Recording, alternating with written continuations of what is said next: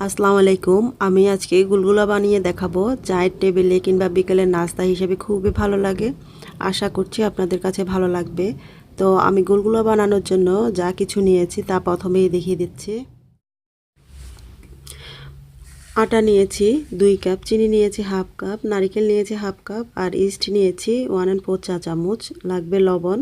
ইস্টের পরিবর্তনে baking সোডাটাও use করা যাবে। ইস্টটাকে সামান্য পানি দিয়ে ভিজিয়ে রাখছি। বাটিতে আমি নিয়ে নিচ্ছি আটাগুলোকে, দিয়ে দিচ্ছি চিনি। চিনিটা আপনাদের পছন্দ অনুযায়ী কম বেশি করতে পারেন। গুলানোর পরে একটু দেখে নিতে পারেন চিনি কম কিংবা বেশি হয়েছে কিনা, তারপর আবার যোগ করতে পারেন। আমার মতে এখানে হাফ কাপ ঠিক আছে। আর নিয়ে দিচ্ছি নারকেল। নারকেলটা একটু আস্ত আস্ত থাকলে এটা দাঁতের নিচে পড়বে। দিয়ে দিচ্ছি লবণ, ইস্টটাকেও দিয়ে দিচ্ছি, দিয়ে মেখে নিচ্ছি।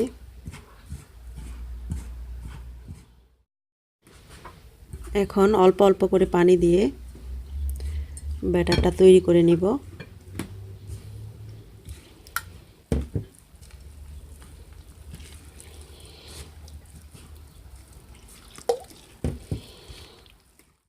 নিয়েছি দেখুন, একদম ঘন হবে না, একদম পাতলা হবে না। এখন আমি ঢেকে দিব আধা ঘন্টার জন্য। আপনাদের হাতে যদি সময় থাকে এর থেকে বেশি 2-3 ঘন্টার জন্য ঢেকে রাখবেন। এখন এটাকে ঢেকে দিচ্ছি 30 মিনিটের জন্য।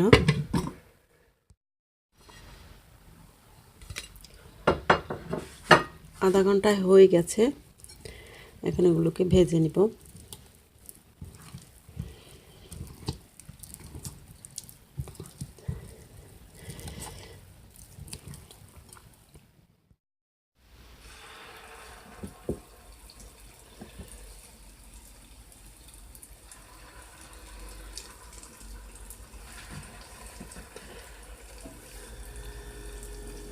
তেলটা গরম হয়ে গেছে, এরপর দিয়ে দিচ্ছি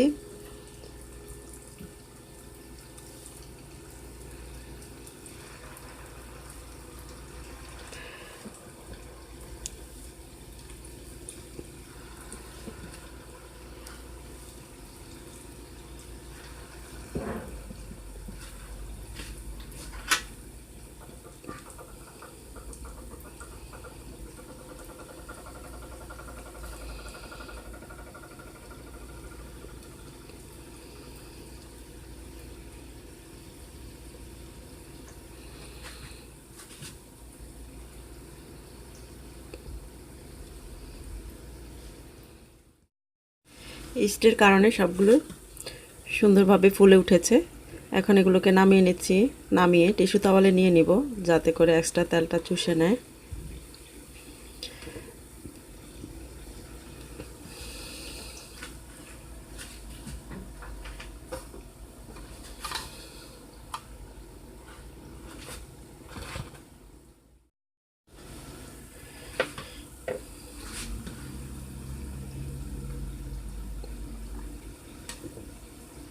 এখন এগুলোকে নামিয়ে নিচ্ছি।